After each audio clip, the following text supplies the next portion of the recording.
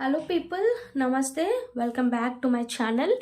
In this video, I will discuss about the one of the important short answer question from blood topic of pharmacology is heparin. In previous video, I discussed about the anticoagulants classification. So in this video, I will discuss about the heparin. Generally, heparin comes under it is an what is that unfractioned heparin. Unfractioned heparin comes under in vivo of parental anticoagulant of indirect inhibitor. Generally, heparin is an intrinsic pathway. It inhibits the intrinsic pathway. Sometimes they will ask like MCQs, which pathway, intrinsic or extrinsic. It is an intrinsic pathway. It inhibits intrinsic pathway. Heparin is an anticoagulant, so it prevents the coagulability of blood. There is no coagulation. Only bleeding will occur. There is no coagulation. So what is the mechanism of action of heparin? Generally, heparin binds to the antithrombin 3. In plasma, we have an antithrombin factor 3. So heparin binds to the antithrombin 3. It activate and form the heparin antithrombin complex. Heparin antithrombin 3 complex, which this complex inactivates the inactivation of activated coagulating factors. It prevents the inactivation. It prevents the activation of coagulating factors like 2, 9, 10, 11, 12, 13. These all factors are comes under intrinsic pathway. 2, 9, 10, 11, 12, 13. So, what is the mechanism of action means? You should remember heparin binds to the antithrombin 3, which inhibits these clotting factors activation. 2, 9, 10, 11, 12. How it inhibit? I will discuss. See, in this, you can see this. This is an intrinsic pathway. This is extrinsic pathway. In intrinsic pathway, by using a 12A, convert into 11 to 11A. Next, 9A to 9 to 9A. And it with the help of 11A. After that, this what is this? 9A plus 8 plus this 7A. These three helpful for conversion of 10 to 10A and 10A. Helpful for conversion of 10A. By using 10A and factor 5, which helpful for formation of prothrombin to thrombin. But we are using this heparin. Heparin inhibit these formations, thrombin formation, because it binds to the antithrombin factor of plasma and inactivate all these factors like 2, 9, 10, 11, 12, 13. This is the what is this mechanism of action of heparin.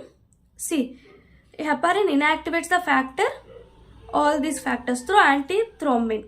By using antithrombin, these factors, all these inhibitors, though there is no formation of thrombins. But in low molecular weight heparin inhibits the formation of 10A. We are discussing about the unfractioned heparin, but this is the low molecular weight heparin which inhibits the formation of 10A. So because of this because of 10A inhibition, there is no formation of thrombin. This is also one of the mechanism of low molecular weight heparin. Okay. First, how you should write means mechanism of action of heparin means heparin binds to the antithrombin 3, which helps the inactivation of activating factors like 2, 9, 10, 11, 12, 13. Then you should write this pathway. So there is no formation of what is that? Thrombin formation will not occur because of inactivation of all these factors. Okay, next point is at low concentration and high concentration. At low concentration, generally heparin inhibits the prothrombin to thrombin formation. There is no formation of thrombus at low concentration, but in high concentration, it also action on antiplatelet. Antiplatelet action, there is no formation of because platelets will not come to that site. antiplatelet action and prolonged bleeding time will occur because of heparin. High concentration of heparin leads to antiplatelet action and prolonged bleeding time, but low concentration will help to prevent the formation of thrombin. These are the 2 points comes under heparin. Next, heparin should be given only in IV or subcutaneous, not given in orally. What are the adverse effects of heparin? Important points. You should remember like bhutha or AB hot. Should remember like bhutha. B means bleeding. Bhutha. O means osteoporosis. O means osteoporosis. Next one is TH. T means like hit. Means thrombocytopenia. Heparin induced thrombocytopenia. H means hypersensitivity. A means alopecia. See, first we should discuss about the bleeding. Bleeding is important one. Generally, if any overdose of heparin leads to serious and fatal hemorrhage will occur. Bleeding can also occur in urinary tract or GIT tract or anywhere in the body. If there is any overdose of heparin, how you can treat means in mild, if there is any mild bleeding, if there is any severe bleeding. If there is any mild bleeding, no antagonistic is required. Bleeding stopped within hours after stoppage of therapy.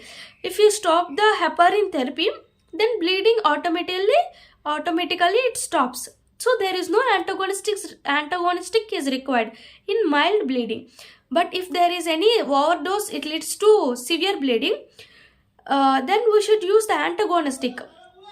Controlled rapidly by slow IV infusion of antagonistic. Like it is a heparin antagonistic, which is protamine sulfate. Protamine sulfate is an heparin antagonistic which is used in severe bleeding. Heparin antagonistic. How it can use? Generally, heparin is a strong acid. Heparin is a strong acid, but protamine sulfate is strong base. Generally, protamine sulfate is obtained from fish sperms. This protamine sulfate, 1 mg of protamine sulfate neutralizes the 100 units of heparin.